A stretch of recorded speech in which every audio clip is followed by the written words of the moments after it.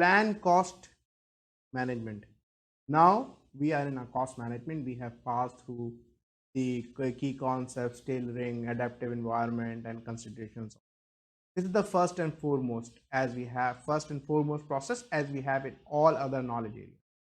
So whether you are in a preliminary estimates or a conceptual estimates or fund appropriation, we need to develop estimates and appropriation for our projects, which are usually known as budget. We need to know that how much cost it is gonna we need to incur to deliver this project. Please, again, cost and prices are different. So we are talking about cost and cost. The price has nothing to do with this whole knowledge area. So I need to know that how much cost I'm gonna incur, what kind of a money that I would be needing, what kind of a decimals that I would be looking at, what is my toleration levels, what are my thresholds, where I need to react, how I need to react, what kind of a value that I'm looking at, what are the variables that I am looking at. This is all part of the project management plan. This is a perform once or at predefined point. It's a planning process group. You need to create a plan for how you are going to manage the cost. First, prepare the cost estimate, then manage the cost estimate, then control the cost estimate. The cost management planning efforts occurs early in the project planning and sets framework for each of the cost management process so that the performance of the process will be efficient and coordinated.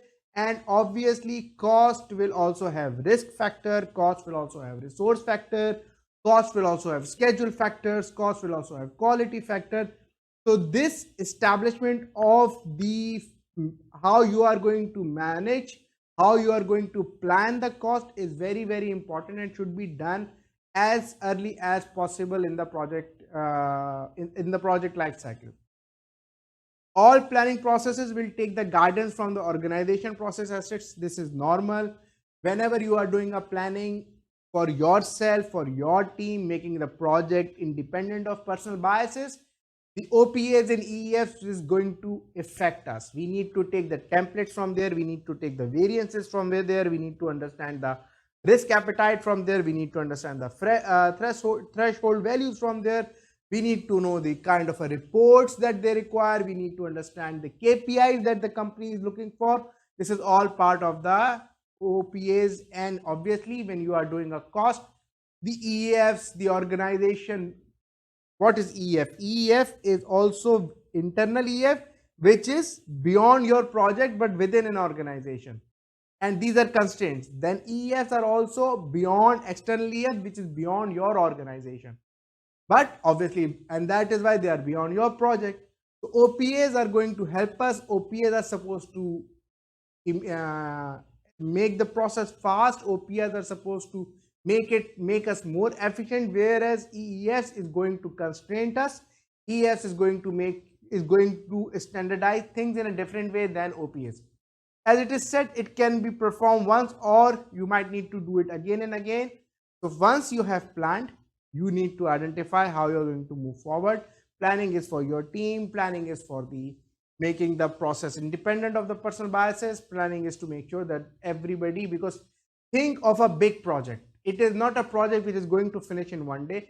It's 1 year or 2 year project. So you might have small phases. I am on a project which is already in 18th month, in his 18th month. And during this 18th month this timeline, we did initiate multiple change requests in between. And these all were done because we know the cost estimate, we know the variances, what variances were allowed to manipulate the change request within part of the budget or not. So these are the costs. That's why the standardization of the project documents in terms of project management plan is very important to make sure that if the project is of longer timeline, you follow the process throughout the project. So initially I was not there, somebody else was there, then I come here, then somebody else could come. So we all have something to look for to start working from.